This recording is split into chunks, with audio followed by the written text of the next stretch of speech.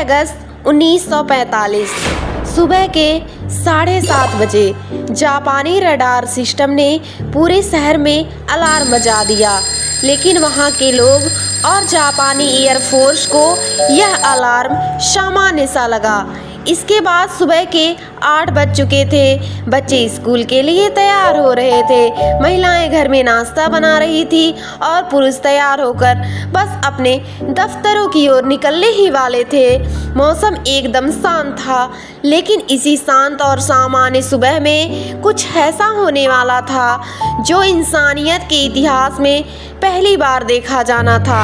स्थान जापान का हिरोशिमा शहर, आबादी 3,50,000। एक अमेरिकी विमान B-29 जिसका नाम इनोला गे था, यह विमान हिरोशिमा शहर के आसमान में उड़ता हुआ दिखाई देता है। लोगों को यह विमान एकदम सामान्य सा दिखाई देता है, लेकिन इस विमान के पेट में छिपा था एक ऐसा हथियार जिसे दुनिया ने सिर्फ कल्पनाओं में ही देखा था। लिटिल बॉय, एक परमाणु बम सुबह के 8:15 पर इस विमान के पेट से एक बेलनाकार चीज ऊपर से गिरती हुई दिखाई देती है। इससे पहले कि लोग कुछ समझ पाते, पूरा शहर एक जलती हुई आग के गोले में बदल गया। हजारों लोग एक पल में भाप बन गए, कुछ की सिर्फ परछाइयां दीवारों पर ही रह गईं। शहर की इमारतें, सड़कें, पेड़, सब कुछ भस्म हो गया। इसमें लगभग 70 से 80 हजार लोग उसी दिन मारे गए, जिसमें बच्चे, बूढ़े, जवान और पशु पक्षी भी शामिल थे।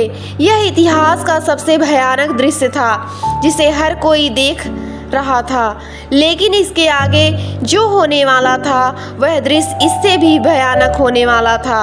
9 अगस्त 1945 जापान अभी हिरोशिमा के घावों को समझ भी नहीं पाया था कि 3 दिन बाद दूसरा अमेरिकी विमान आसमान में मंडराने लगा, लेकिन इस बार इसके अंदर था फैट मैन, जो लिटिल बॉय से भी ज्यादा शक्तिशाली परमाणु बम था। 11:02 पर नागासाकी पर आसमानी मौत बरसी। इस बार भी हजारों जानें उसी पल चली गईं। दोस्तों, यह सिर्फ 2 शहरों पर बमबारी नहीं थी, बल्कि यह एक सभ्यता को झकझोर देने वाला फैसला था। तो अब सवाल आता है कि ऐसा क्या हुआ था कि अमेरिका ने जापान पर 2 परमाणु बम गिरा दिए? क्या यह युद्ध को समाप्त करने का तरीका था या शक्ति प्रदर्शन? क्योंकि उस समय अमेरिका और जापान में कांटे की टक्कर हो रही थी, लेकिन युद्ध के चलते अमेरिका ने यह फैसला लिया था, या बम गिराने का कोई और कारण था? इसे आप इस आज के वीडियो में जानेंगे। साथ ही जापान पर बम गिरने के बाद जापान की काया कैसे पलट गई, इसके बारे में भी जानेंगे। साल था 1914। उस समय यूरोप में शांति थी, लेकिन अंदर ही अंदर इन देशों के दिल में बारूद भरा पड़ा था। हर देश ताकतवर बनने की होड़ में था। कोई देश अपनी जमीन का विस्तार करना चाह रहा था, तो कोई देश ज्यादा हथियार खरीदकर अपने आप को डाकू गब्बर समझ रहा था। ऑस्ट्रिया और हंगरी, ये दोनों यूरोप के सबसे बड़े देश थे जो पूरी दुनिया पर राज करने का सपना देख रहे थे। इन्हीं दोनों देशों के पास मौजूद था सर्बिया देश, जो आकार में उतना बड़ा नहीं था, लेकिन दिल से बहुत बड़ा था।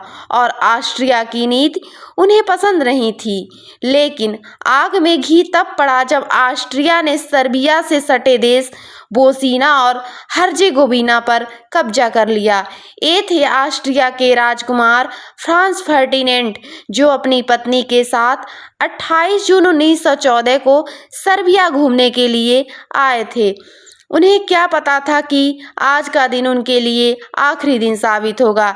एक सर्बियाई युवक जिसका नाम गैब्रिलो प्रिंसेप था, वह हाथ में पिस्तौल लिए उनका इंतजार कर रहा था, और जैसे ही फ्रांज फर्डिनेंड उनके पास आए, गोली चली और फिर क्या, यहीं से कहानी ने करवट ले ली। ऑस्ट्रिया ने सर्बिया पर हमला बोल दिया। उस समय सोवियत संघ यानी रूस सर्बिया का साथ देने के लिए आगे बढ़ा, जिसे देख जर्मनी ने ऑस्ट्रिया का साथ देने का फैसला किया। और फिर क्या, फ्रांस, ब्रिटेन और अन्य देश एक एक करके एक दूसरे के साथ इस युद्ध में कूद पड़े। यानी यह एक देश का झगड़ा और पूरी दुनिया का लड़ाई बन गया था। हालांकि इस समय अमेरिका एकदम चुप था, क्योंकि उसका कहना था, भाई हमें इस लड़ाई झगड़े में नहीं पड़ना, तुम लोग लड़ो या मरो। लेकिन कहते हैं ना, जब तक अपने पर नहीं पड़ती तब तक अक्ल ठिकाने नहीं आती। जर्मनी ने ब्रिटेन को घेरने के लिए यू बोट पनडुब्बी की नीति अपनाई। इसमें होता था, जितने भी जहाज ब्रिटेन या इसके हिस्से से होकर जाते थे उनको जर्मनी की पनडुब्बियां डुबो देती थी, चाहे वह जहाज यात्री हो या मालवाहक, एक किसी को नहीं छोड़ते थे।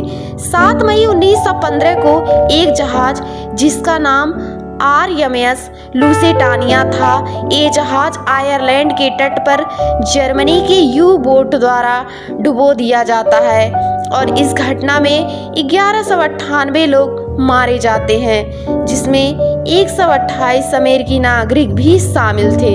हालांकि अमेरिका इसे नज़रअंदाज कर देता है, लेकिन 1917 में ब्रिटेन द्वारा जर्मनी का एक टेलीग्राम मैसेज को इंटरसेप्ट कर लिया गया, जो कि जर्मनी ने मैक्सिको के लिए लिखा था, जिसमें मैक्सिको को कहा गया था कि वो जर्मनी के साथ हो जाए और इसके बाद जो क्षेत्र अमेरिका ने मैक्सिको का हथिया लिया है उसे जर्मनी वापस दिला देगा। ये मैसेज जब ब्रिटेन ने अमेरिका को सुनाया तो अमेरिका आग बबूला हो गया और वो इस युद्ध में कूद पड़ा। 4 साल तक खून खराबा होता रहा और जब 1918 आया तब जाकर युद्ध रुका। इस युद्ध में 1 करोड़ से भी ज्यादा लोग मारे गए। दुनिया को लगा कि अब कभी युद्ध नहीं होगा, लेकिन यह तो बस एक शुरुआत थी। पहला युद्ध खत्म हुआ, लेकिन जख्म अभी बाकी थे।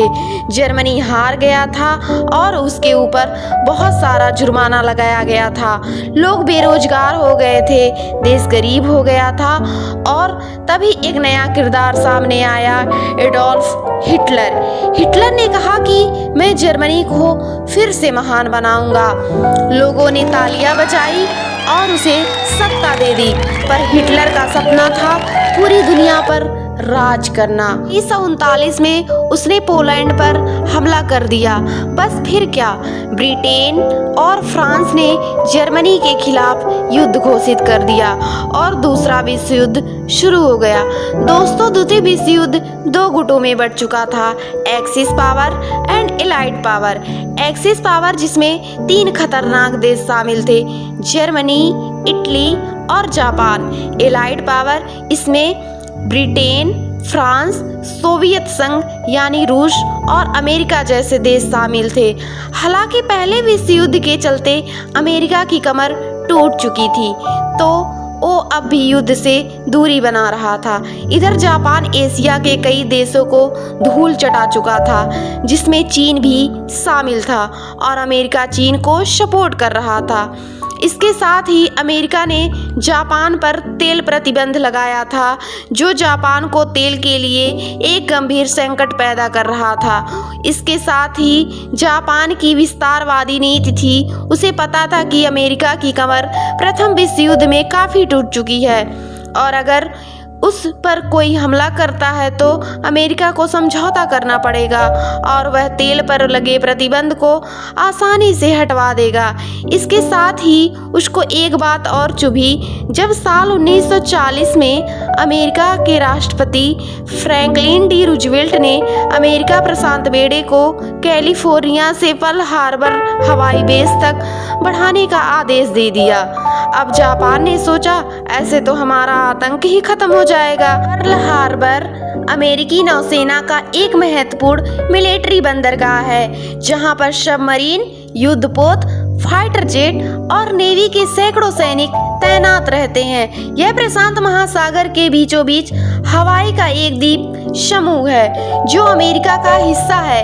कैलिफोर्निया से इसकी दूरी 4000 किलोमीटर है और जापान से इसकी दूरी 6400 किलोमीटर है। जापान ने सोचा कि अगर यहाँ हमला किया जाए तो अमेरिका को काफी नुकसान होगा और यही सोचकर जापान ने 7 दिसंबर 1941 को सुबह के 7:55 पर एयरक्राफ्ट कैरियर से करीब 353 फाइटर प्लेन और टारपीडो प्लेन अमेरिकी बेस को तबाह करने के लिए भेजा। इस हमले में 2403 अमेरिकी नागरिक और सैनिक मारे गए और करीब 1178 लोग घायल हो गए। अमेरिका के 8 युद्धपोत में से 4 समुद्र में डूब गए और बाकी के 4 पूरी तरह से क्षतिग्रस्त हो गए। इसके अलावा 300 से ज्यादा अमेरिकी विमान नष्ट हो गए। USS एरिजोना नाम का जहाज जिसमें अकेले 1177 सैनिक थे मारे गए। हालांकि जापान के भी 29 विमान नष्ट हुए और 64 सैनिक मारे गए। इसके बाद 8 दिसंबर 1941 को अमेरिका ने जापान के खिलाफ युद्ध घोषित कर दिया। इसके बाद अमेरिका पूरी ताकत से वर्ल्ड वार 2 में उतर आया। यही हमला जापान की सबसे बड़ी गलती साबित हुई क्योंकि अमेरिका के एंट्री के बाद जंग का पूरा नक्शा बदल गया। अमेरिका ने 1941 से 1945 तक जापान से कई लड़ाइयाँ लड़ी, जैसे battle of Midway, battle of Guadalcanal, battle of Iwo Jima, battle of Okinawa, और इन सब में अमेरिका की जीत भी हुई। लेकिन जापान हार मानने को तैयार नहीं था। अमेरिका युद्ध करते करते थक चुका था, तो उसने इस युद्ध को खत्म करने का परमानेंट सॉल्यूशन खोजा, परमाणु बम। 1945 तक अमेरिका परमाणु बम को बना लिया था और उसके कुछ ही महीने पहले हिटलर ने खुद को गोली ही मार ली थी। तो अब उसका सबसे बड़ा टारगेट जापान ही था।